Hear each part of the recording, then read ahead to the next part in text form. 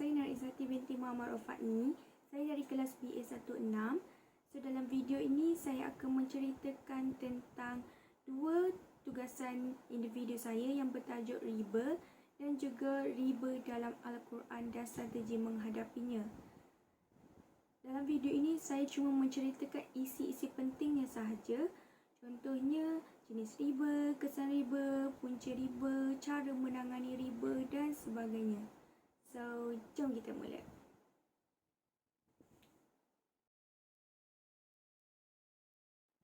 Kita mula dengan tugasan 1 yang bertajuk riba. Riba dari segi bahasa ialah ziyadah yang bermaksud tambahan atau penambahan. Dari segi istilah pula ialah tambahan dari harta atau modal secara batil. Riba terbahagi kepada dua jenis iaitu riba fard dan juga riba qard. Riba fard ialah riba jualan barangan dan ianya berlaku apabila terdapat penambahan harga dari satu pihak dalam pertukaran barangan. Riba qard pula ialah riba yang melibatkan hutang atau pinjaman wang. Seterusnya adalah pengaruh liberalisme dalam isu riba. Apa itu liberalisme? Liberalisme adalah satu fahaman di mana ia meletakkan kebebasan seseorang itu sebagai sesuatu yang utama. Seseorang yang boleh menerima fahaman ini digelar sebagai liberal, yang bermaksud bebas dan juga bukan hamba. Mereka ini juga telah menghalalkan riba yang sememangnya telah ditulis haram bagi umat Islam. Menurut pandangan liberal, bunga ataupun riba ini adalah perkara yang biasa kerana ia merupakan pulangan modal dan juga tingkat suku riba ini ditentukan oleh keadaan ekonomi yang bebas selayaknya penentu harga dari barang yang diminta ataupun ditawar. Pemikiran orang liberal ini boleh menjadi punca berlakunya kejatuhan ummah dan juga kehancuran ummah. Golongan ini cuba untuk menjatuhkan syariat Islam daripada kedudukannya dan golongan ini juga telah menjalankan ekonomi berdasarkan riba. Seterusnya ialah konsep riba.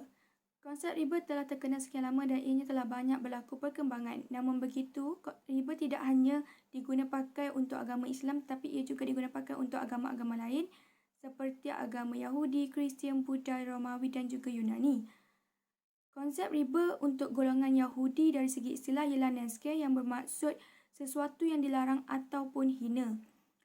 Yang kedua, untuk golongan Kristian, ia terbahagi kepada tiga iaitu yang pertama pandangan para pendeta Kristian di mana mereka ini melarang amalan riba dan ianya telah tertulis dalam kitab perjanjian lama mereka dan juga undang-undang dari gereja. Dan yang kedua ialah pandangan para sarjana Kristian di mana mereka ini mengatakan bahawa amalan riba ini dibolehkan. Dan yang ketiga adalah pandangan reformis Kristian di mana mereka ini adalah punca agama Kristian mempercayai serta membolehkan bunga ataupun interest. Punca riba terbagi kepada 4. Yang pertama adalah lemah iman. Hal ini sering terjadi kerana kurangnya didikan agama.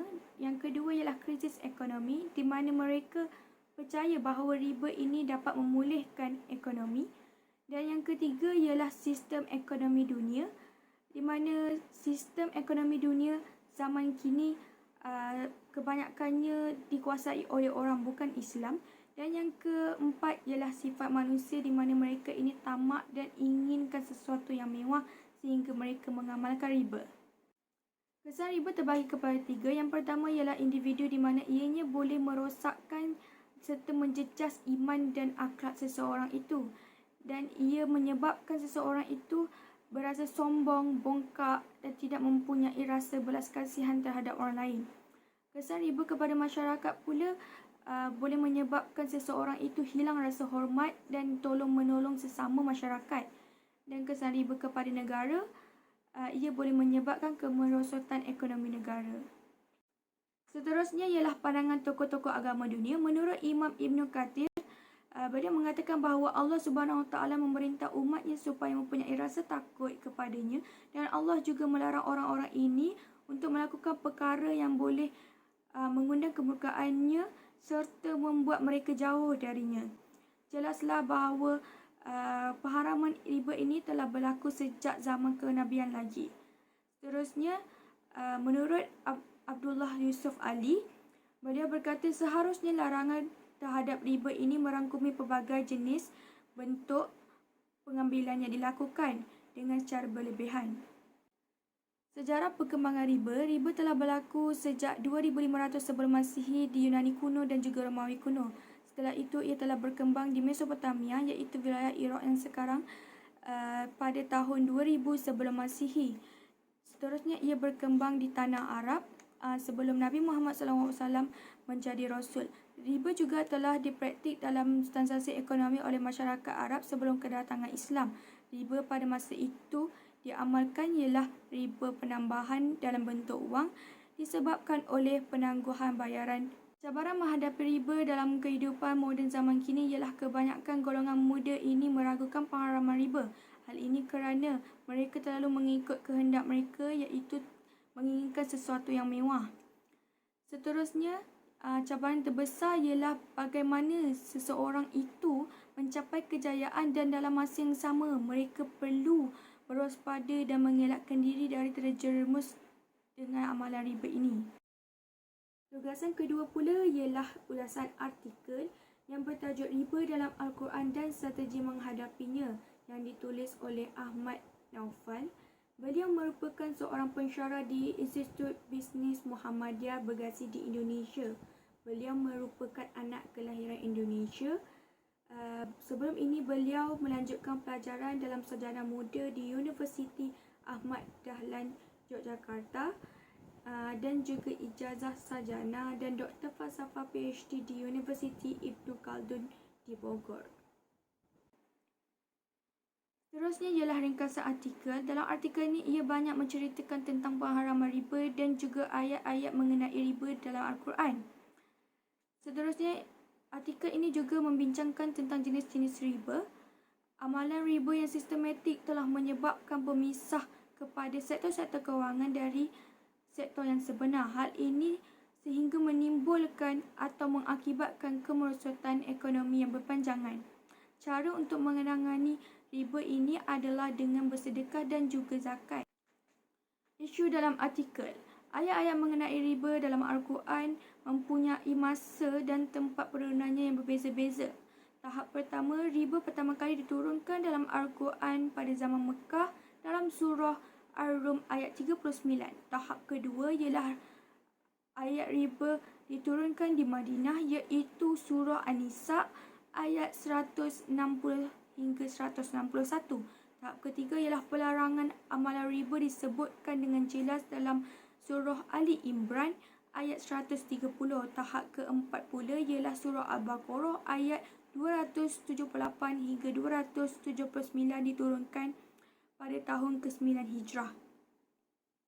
Selanjutnya ialah strategi menghadapi riba, iaitu dengan bersedekah dan juga zakat. Hal ini kerana sedekah dan zakat adalah sesuatu perkara yang ikhlas dan riba pula adalah suatu perkara yang menzalimi orang lain.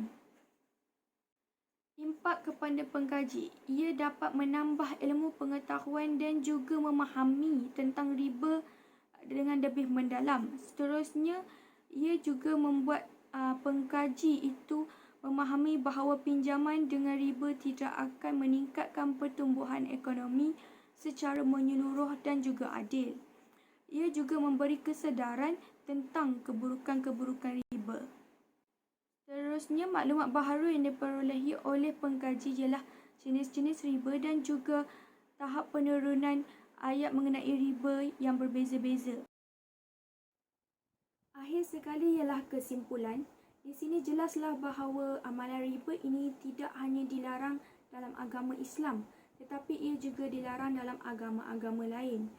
Dengan video ini, saya harap ia dapat membuka mata semua pihak bahawa amalan riba ini banyak mendatangkan keburukan daripada kebaikan. Ia juga merupakan tanggungjawab kita semua untuk membanterus amalan riba ini daripada berterusan kerana ia akan memberi kesan buruk kepada generasi-generasi akan datang. Itu saja daripada saya. Sekian, terima kasih.